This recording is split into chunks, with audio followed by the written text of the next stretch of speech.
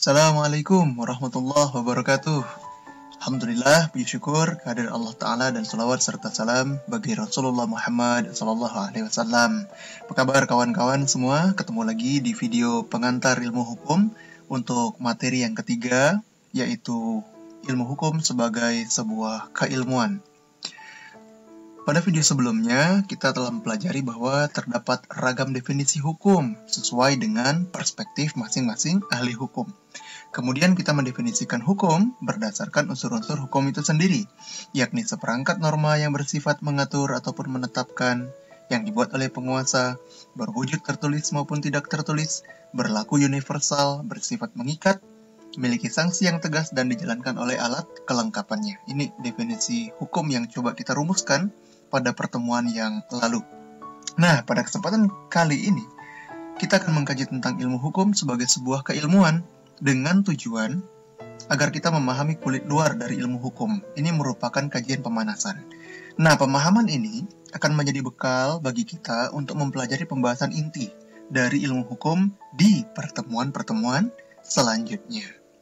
Untuk memperoleh kejelasan mengenai berbagai arti dari hukum, untuk kelanjutan definisi hukum yang kita kaji kemarin, maka definisi hukum dapat diperluas menjadi beberapa pengertian, yakni 1. Hukum sebagai ilmu pengetahuan, yakni pengetahuan yang tersusun secara sistematis atas dasar kekuatan pemikiran. Yang kedua, hukum sebagai disiplin, yakni suatu sistem ajaran tentang kenyataan atau gejala yang dihadapi. Yang ketiga, hukum sebagai kaidah, yakni pedoman atau patokan sikap tindak atau perikelakuan yang pantas atau diharapkan. Yang keempat, hukum sebagai tata hukum, yakni struktur dan proses perangkat kaidah-kaidah hukum yang berlaku pada suatu waktu tertentu dan tempat tertentu, serta berbentuk tertulis. Yang kelima, hukum sebagai petugas, yakni pribadi-pribadi yang merupakan kalangan yang berhubungan erat dengan penegakan hukum, law enforcement officer. Yang keenam, hukum sebagai keputusan penguasa, yakni hukum adalah hasil proses diskresi yang menyangkut pembuatan keputusan yang tidak semata-mata diperintahkan oleh aturan-aturan hukum, tetapi keputusan yang dibuat atas pertimbangan yang bersifat personal. Yang ketujuh, hukum sebagai proses pemerintahan, yakni proses hubungan timbal balik antara unsur-unsur pokok dari sistem kenegaraan. 8. Hukum sebagai sikap tindak ajek atau perikelakuan yang teratur, yakni perikelakuan yang diulang-ulang dengan cara yang sama dengan tujuan mencapai kedamaian. 9. Hukum sebagai jaminan nilai-nilai, yakni jalinan dari konsepsi-konsepsi abstrak tentang apa yang dianggap baik dan apa yang dianggap buruk. Berdasarkan uraian di atas, kita semakin memahami bahwa memang tidak mungkin memberikan suatu pengertian umum tentang apa yang disebut dengan hukum itu.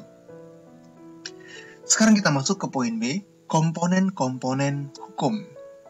Dalam lingkup hukum, komponen-komponen hukum dapat dibagi ke dalam 3 fungsi, yakni struktural, substansi, dan budaya hukum. Ini menurut Lawrence M.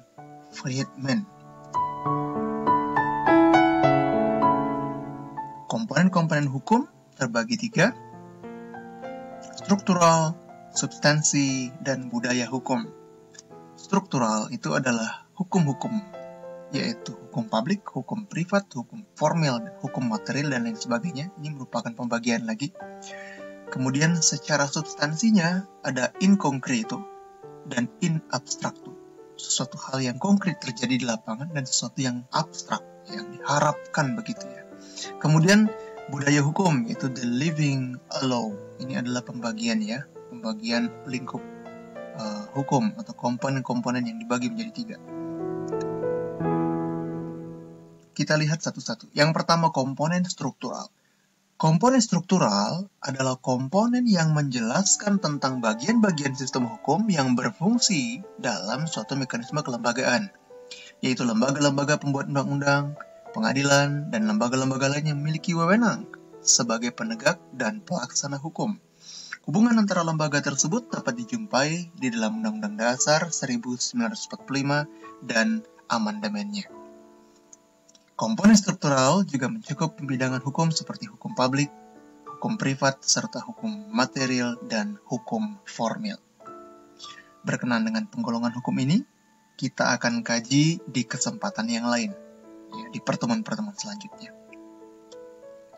Kemudian komponen substansi. Komponen substansi berisikan hasil nyata yang diterbitkan oleh sistem hukum. Hasil nyata ini dapat berwujud in concreto, kaidah hukum individual, dan in abstracto, kaidah hukum umum. Kaidah hukum individual adalah kaidah hukum yang berlaku pada pihak-pihak tertentu saja.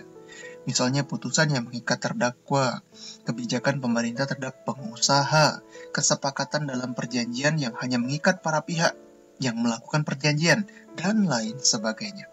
Sedangkan kaidah hukum umum adalah kaidah hukum yang abstrak dan diberlakukan kepada siapa saja yang dikenai perumusan kaidah hukum tersebut. Contohnya, banyak dijumpai dalam pasal undang-undang, semisal KUHP. Jadi satu pasal KUHP itu bersifat lingkupnya umum, berlaku kepada siapa saja. Jadi siapapun dikenai rumusan kaidah hukum yang ada di dalam pasal tersebut. Misalnya pasal 340 misalnya. Kepada siapa saja yang dikenai perumusan masalah itu terkait dengan pasal itu, seperti itu ya. Atau 380 misalnya. Jadi pasal apa yang ada dalam KUHP itu lingkupnya bersifat umum, berlaku kepada siapa saja yang dikenai perumusan kaidah umum tersebut. Kemudian komponen budaya hukum. Komponen budaya hukum adalah keseluruhan nilai-nilai sosial yang berhubungan dengan hukum beserta sikap-sikap yang mempengaruhi hukum. Budaya hukum sendiri tercermin di dalam sikap-sikap yang dipegang erat oleh warga masyarakat. Ini yang diistilahkan dengan living law, budaya hukum dalam masyarakat. Termasuk juga hukum adat yang tumbuh dan berkembang di dalam masyarakat. Ini komponen yang ketiga, yaitu komponen budaya hukum. Nah, di dalam ilmu hukum, itu dikenal 7 asas yang termaktub di dalam Principles of Legality. Yaitu yang pertama, sistem hukum harus mengandung aturan-aturan. Ia tidak boleh hanya sekadar keputusan-keputusan ad hoc saja. Jadi harus jelas berupa aturan. Jadi sesuatu yang disebut aturan itu merupakan sistem hukum. Berbicara tentang sistem hukum, selalu berbicara tentang aturan-aturan. Yang kedua, peraturan-peraturan yang telah dibuat harus diumumkan. Peraturan yang sudah dibuat itu harus diumumkan. Itu ciri hukum atau prinsip dari hukum. Ada 7 prinsip dalam hukum. Ini yang kedua. Yang ketiga, tidak boleh ada peraturan yang berlaku surut agar dapat dipakai sebagai pedoman tingkah laku sekaligus sebagai pedoman yang ditujukan untuk masa depan. Tidak berlaku surut ini maksudnya hukum yang ditetapkan sekarang itu tidak berimplikasi kepada tindakan-tindakan yang menentang aturan itu yang terjadi di masa lampau. Jadi ketika hukum itu diterapkan sekarang atau ditetapkan sekarang, ditentukan sekarang, maka dia akan berlaku maju untuk masa depan, bukan berlaku ke belakang. Itu maksudnya hukum tidak berlaku surut. Jadi tidak boleh ada peraturan yang berlaku surut, agar peraturan itu dapat dipakai sebagai pedoman tingkah laku, sekaligus sebagai pedoman yang ditujukan untuk masa depan. Yang keempat, peraturan-peraturan tersebut harus disusun dalam rumusan yang mudah dimengerti dan dipahami bersama. Meskipun menggunakan bahasa hukum, diharapkan peraturan-peraturan yang dibuat, aturan hukum yang dibuat itu bisa dipahami oleh orang banyak. Begitu. Kemudian yang kelima, prinsip dari hukum itu suatu sistem tidak boleh bertentangan antara satu dengan yang lainnya. Jadi tidak boleh ada tumpang tindih dari hukum.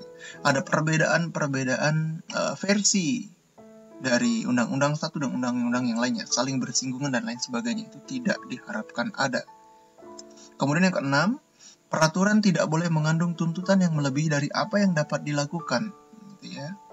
Tidak boleh ada tuntutan yang melebihi dari apa yang dapat dilakukan. Kemudian yang ketujuh, tidak boleh ada kebiasaan untuk mengubah peraturan yang telah ditetapkan. Konsistensi dari peraturan itu penting. Kebayang, peraturan hari ini A, bulan depan jadi B, bulan depannya lagi jadi C, orang jadi kebingungan. Ya masyarakat jadi bingung, yang mana aturan yang benar-benar baku. Jadi prinsip yang ketujuh ini adalah tidak boleh ada kebiasaan untuk mengubah peraturan yang telah ditetapkan. Nah, kita masuk poin C, masalah pokok yang dikaji dalam ilmu hukum. Adapun yang menjadi masalah pokok yang dikaji dalam keilmuan hukum antara lain, 1. Elemen atau unsur-unsur dari sistem hukum. Elemen seperti aturan hidup yang terjadi karena perundang-undangan, keputusan hakim ataupun jurisprudensi, serta kebiasaan. Kemudian yang kedua, bidang-bidang satu sistem hukum. Bidang-bidang ini menimbulkan berbagai dikotomi, pembagian-pembagian yang menjadi dua, seperti itu. Di antaranya adalah ius constitutum, ius constituendum. Hukum alam, hukum positif. Hukum imperatif, hukum fakultatif. Hukum substantif, hukum adjektif. Hukum tertulis dan hukum tidak tertulis. Mengenai istilah ini, kita akan kaji nanti di penggolongan hukum di pertemuan-pertemuan berikutnya. Yang ketiga, konsistensi sistem hukum. Terjadinya pertentangan antara masing-masing perundang-undangan, undang-undang dengan kebiasaan, misalnya undang-undang dengan jurisprudensi, dan jurisprudensi dengan kebiasaan. Ini antara lain. Yang keempat, pengertian dasar satu sistem hukum meliputi subjek hukum, hak dan kewajiban, peristiwa hukum, hubungan hukum, dan objek hukum. Kemudian yang kelima, kelengkapan sistem hukum yang akan memfasilitasi mereka yang berkecimpung dalam praktik hukum, yaitu praktisi.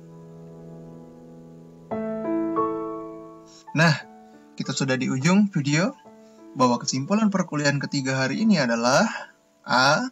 Definisi hukum dapat diperluas menjadi beberapa pengertian, yakni hukum sebagai ilmu pengetahuan, hukum sebagai disiplin, hukum sebagai kaidah, hukum sebagai tata hukum, hukum sebagai petugas, hukum sebagai keputusan penguasa, hukum sebagai proses pemerintahan, hukum sebagai perilakuan yang teratur, dan hukum sebagai jaminan nilai-nilai.